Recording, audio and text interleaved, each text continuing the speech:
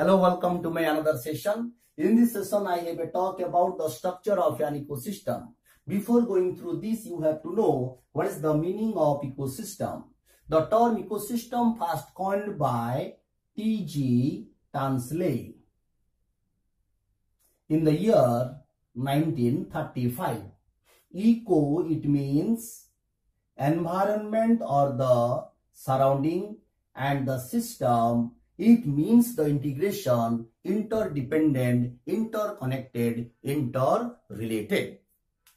The system should have more than one components and all the components interconnected, interdependent and integrated to each other. In the environment, the living organisms which forms the biotic component of the environment. The biotic components also known as the living component of the environment. Such living organisms or the living component of the environment is inseparable part of the non-living component or the non-living environment. So the living component is integrated with the non-living component of the environment. Both these components are interdependent, interconnected, integrated in such a way that they work as an unit in a self-sufficient manner, in a auto-regulated manner, and which forms the ecological system or the ecosystem. So ecosystem actually develops because of the integration of living and the non-living part of the environment.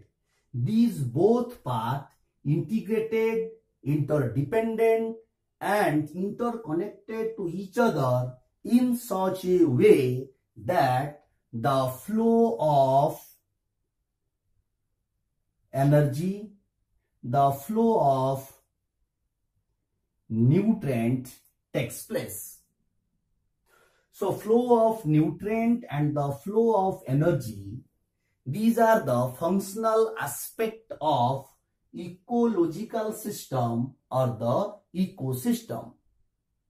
So in a particular geographical area, the all living components of the environment is interconnected and integrated to the non-living component of the environment in such a way they works as an unit in a self-regulated manner, in a self-sufficient manner, which is known as the ecosystem or the ecological system. So this is the flow of energy and the flow of nutrient in the ecosystem. This is the functional aspect. And all the components of the ecosystem means the biotic and the abiotic component of the ecosystem. This is the structural aspect. So this is the structural aspect of the environment.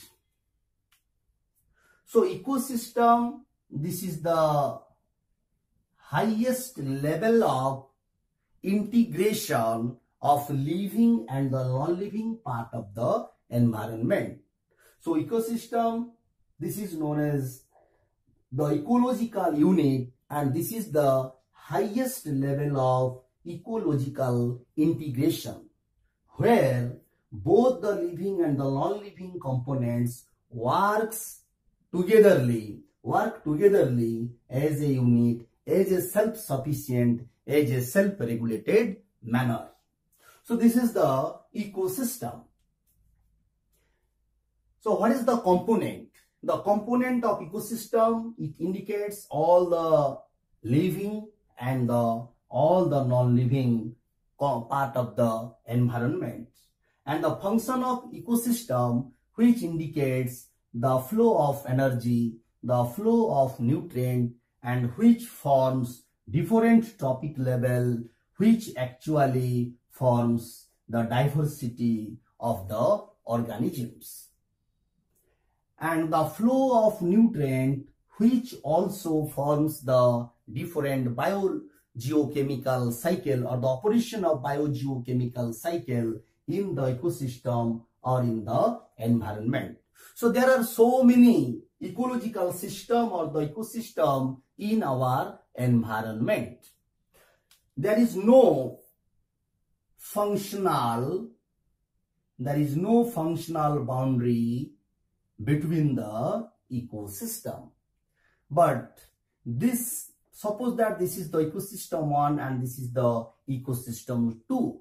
So both these ecosystems, they work in auto-regulated manner in a particular time and in a particular space.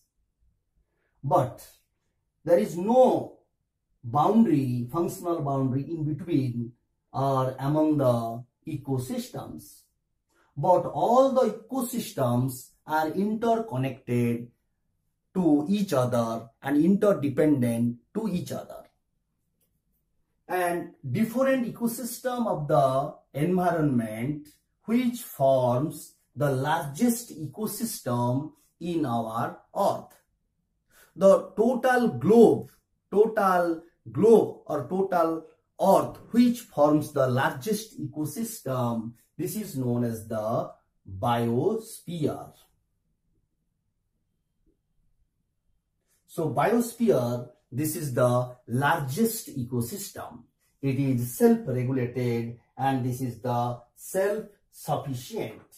So now come to the structural aspect of the ecosystem. So as I told that the ecosystem has two components. One is the living components, another is the non-living components. So each ecosystem, it has two parts. One is the living component and another is the non-living components. The living components, which forms the biotic components, and the non-living components, which forms the abiotic components. The living components, it include three parts. One is all the plants, another is all the animals, and last one is microorganisms.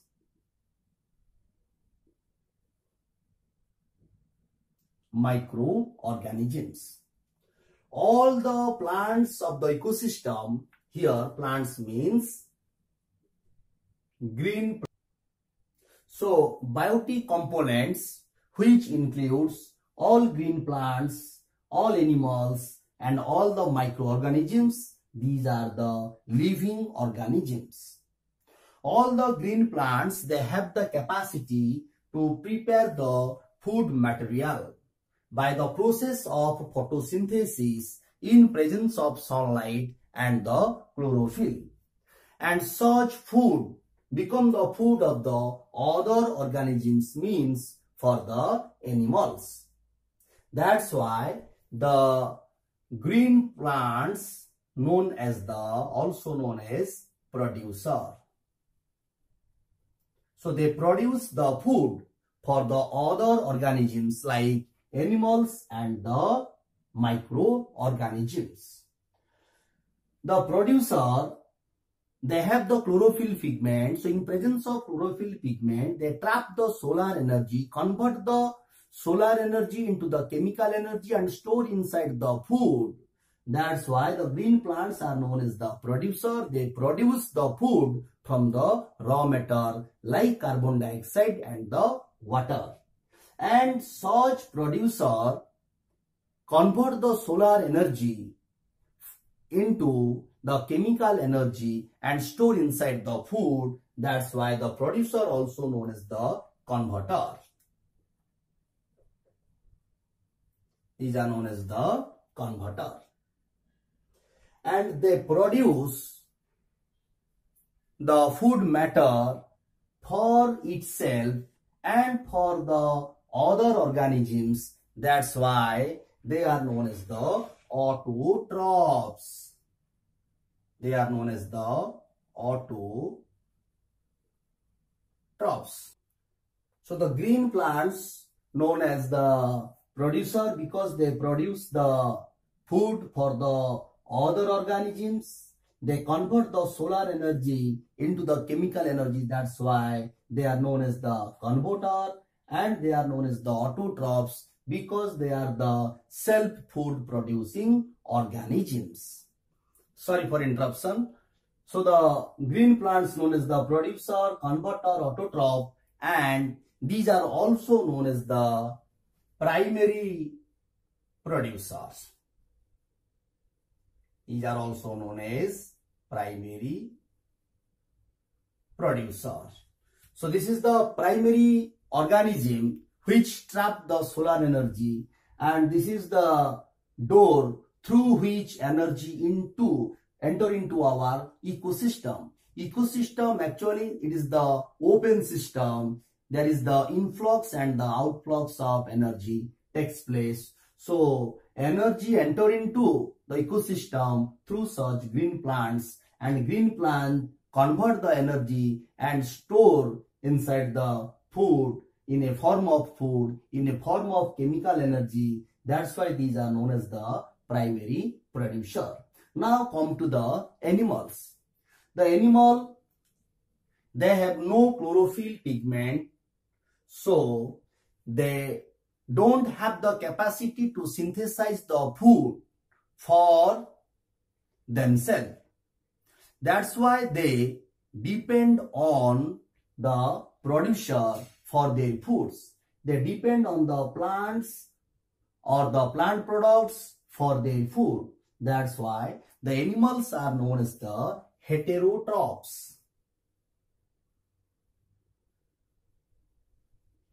Heterotrophs. Hetero means different, trophs means feeding. So because of food, they depends on the green plants. That's why they are known as the heterotrophs. Such heterotrophs, mainly animals, they consume the green plants for their food. That's why the heterotrophs, also known as consumer, also known as consumers. So these are the first consumer. They directly consume the green plants. That's why these consumers are also known as the primary consumer, because this is the first animal, this is the first organism in the ecosystem. They directly consume the green plants. That's why they are known as the primary consumers. After consuming of the product of the plants and the green plants, they store some of the energy. They store the food inside the body or inside as a flesh or inside the animal. And such animal become the food of the other organisms. That's why the animal also, or the primary consumer, also known as the secondary producer. These are known as the secondary producer because they secondarily store the food. So after the consuming of the primary producer, they again produce some food for the other organisms. That these consumers again divided into so many types, like primary consumer, like secondary consumer, the tertiary consumer, and the top consumer. So as I told that the primary consumers are the animal, they directly feed on the green plants, and the product of the green plants, they are known as the primary consumers, or the autotrophs, or the herbivores. So there are another group of animals, they feed on the herbivores, and they are known as the secondary consumers, and they are known as the carnivores. There are another group of animals, they consume these carnivores or the secondary consumer, they are known as the tertiary consumer, or the again carnivores. So the last carnivore is known as the top carnivore. So different types of consumers are there, the primary, secondary, tertiary, and the top consumers. Again, these heterotrophs again are further classified into on the basis of their food. Those are feed on plant product or the plants only, they are known as the herbivores. And those animals, they consume only the animals or the flesh, they are known as the carnivores. And those animals, they can feed both the plants as well as the animals, they are known as the omnivorous. So on the basis of the food they eat, there are different types of heterotrophs, maybe the herbivores, they may be the carnivores, the flesh eater, and the omnivores. Both the plant and the animal products they consume, known as the omnivores. So you can again classify the producer on the basis of their size. It may be the micro producer or macro producer. Those are microscopic in size, they are known as the micro producer. For example, algae, for example, cyanobacteria or blue-green algae. So they form the micro producers. Macro producer means trees, grasses, herbs, shrubs. These are the macro producer. So on the basis of type of food, you can classify the heterotrophs as herbivores, carnivores, omnivores, and on the basis of the chain of feeding, you can classify the primary consumer, secondary consumer, tertiary consumer, and the top consumer. So these are the two main groups of the biotic components. And another important group, which is known as the microorganisms. So after birth, all the organisms, it may be plants as well as animals, they grow, they mature, they reproduce and become old, and after old they die. So after death, the body of plants and the animals become the food of the microorganisms. By the process of the decomposition, the microorganisms decompose the dead body of the plants as well as animals. So all the nutrients which are present in the dead body of the plants as well as animals, they decomposed into simpler form and again they break into the non-living forms. And because of the process of decomposition, all the nutrients again come back to the nutrient pool or the environment. And from such nutrient pool, these non-living matter again enter into our ecosystem by the green plants. And again the cycle continues. So, because of the presence of microorganisms, the biogeochemical cycle continues. So, because of the microorganisms, all the non-living products enter into the living system, and from living system they come back to the non-living part of the environment, and from the non-living enter into the living part. So there is the cyclical process of the nutrient from living to non-living, non-living to living, and which forms the biogeochemical cycle. So by the action of microorganisms, they help for the continuation of the biogeochemical cycle.